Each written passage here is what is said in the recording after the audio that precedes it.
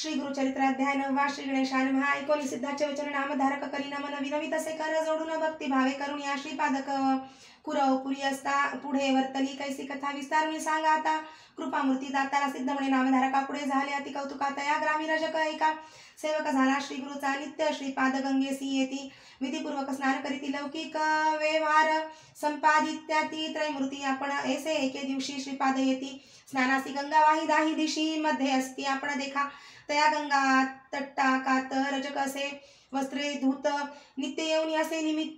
नमित श्रीपाद गुरुमूर्तीसी नित्य त्रिकाळ येऊन या दंड प्रणाम करून या नमन करी अति विनया मनोवाक काय कर्मे श्रीपाद म्हणती राजकासी कार्य नित्य कष्ट तोसी तुष्टलो मी तुझे भक्तीसी सुखे राज्य करी म्हणती ऐकता श्री गुरुचे वचन गाठी पालवी बांधी शकुन विनवित असे कर जोडून सत्य संकल्प श्री गुरुमूर्ती रजक सांडी संसार चिंता सेवक झाला एक चित्ता दुरुणी करी दंडवता मठा गेली या येण्याची परी ऐसे बहुत दिवसांवरी तो रजक सेवा करी अंगण झाडी प्रोक्षी वारी नित्य नेम येणे विधी असता एके दिवशी देखा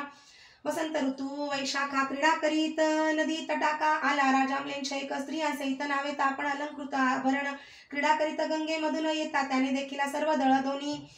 थडी अमित सती हत्ती घोडी मिरविता ती रत्न कोडी अलंकृत सेवक जन ऐसा गंगा प्रवाहात राजा आला खेळत नाना वाद्ये असे गजत सवे येती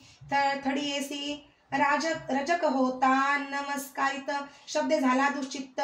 असे गंगेत अवलोकित समारंभ राजयाचा विस्मय करी अति मानसी जन्मोनिया संसारासी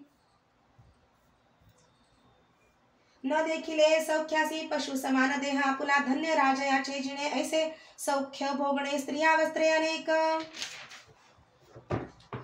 भूषणे कैसा भक्त ईश्वराचा कैसे याचे अर्ज फळले कवण देव आराधिले कैसे श्रीगुरु असती भेटले मग पावला ऐशी दशा ऐसे मनी चिंतित करीत असे दंडवत श्रीपाद राय कृपावंत ओळखिली त्याची मन वासना रजक म्हणे स्वामी असी देखिले दृष्टीने रायासी संतोष झाला मानसी केवळ दास श्री गुरुचा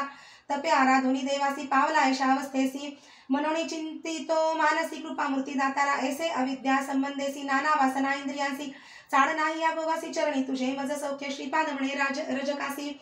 जन्मादारभ्य कष्टलासी वांछा असे भोगाव्यासी राज्यभोग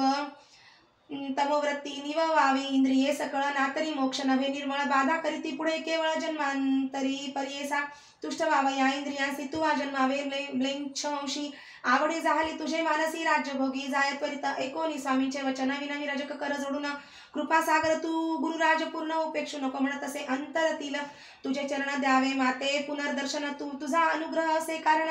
ज्ञान द्यावे दातार श्री गुरु म्हणती तयासी वैदुरा नगरी जन्मगेसी भेटी देऊ अंत काळासी कारण असे आम्हा येणे भेटी होताची आम्हासी ज्ञान होईल तुझे मानसी न करी चिंता भरवसी आम्हा येणे घडेल आणि कार्या कारणेसी अवतार होऊ परियेसी वेश धरुणी संन्यासी नाम नृसिंह सरस्वती ऐसे तया संबोधुनी निरोप देती जाई म्हणून रजक लागला तय चरणी नमन करी तसे तयावेळी देखोनी श्री गुरु कृपामूर्ती राजकासी जवळी पाचारिती इह भोगीसी किंवा पुढती राज्यभोग मज सांग रजक विनवित श्रीपादासी झालो आपण अपरवयासी भोगभोगीन बाळाभ्यासी यवन गोड राज्यभोग ऐकोनी रजकांचे वचन निरोप देती श्रीपाद आपण त्वरित जाई रे म्हणून जन्मांतरी भोगी म्हणती निरोप देताची तयवेळी त्याजीला प्राण तत्काळी जन्म झाला मलेन चकुळी वै दुरा नगरी प्रख्यात ऐसी रजकाची कथा पुढे सांगेन विस्तारता सिद्ध म्हणे नामधारका ताता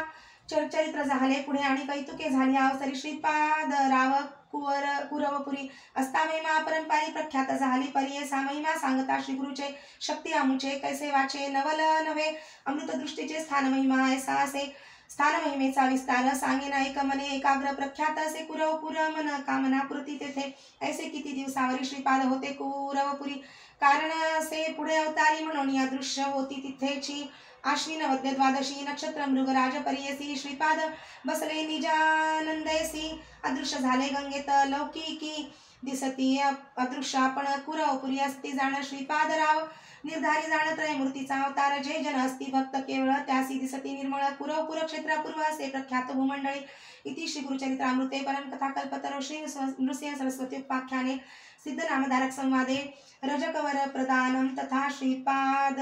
निजानंद गमनं नाम नवमोऽध्यायः। श्री गुरुदत्तात्रेयार्पणमस्तु। श्री गुरुदेव दत्त।